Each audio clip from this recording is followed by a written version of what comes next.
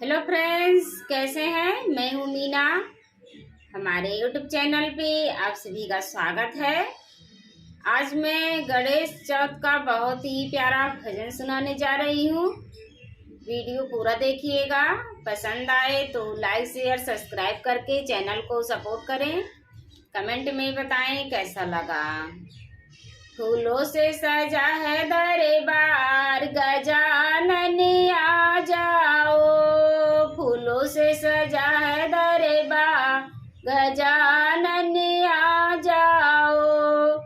घर के अंदर मंदिर बनाया, घर के अंदर मंदिर बनाया। आओ बिराजो महाराज, गजानन आ जाओ।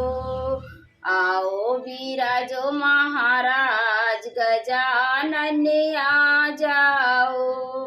फूलों से सजा है दरबार, गजानन आ जाओ। फूलों से सजा है दरबार, गजानन आ जाओ।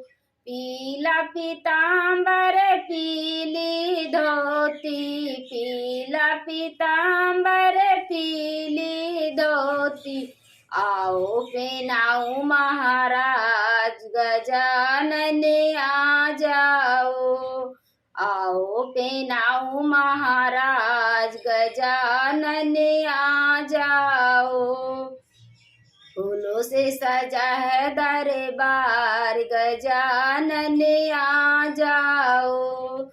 फूलों से सजा है दरबार, गजानन आ जाओ।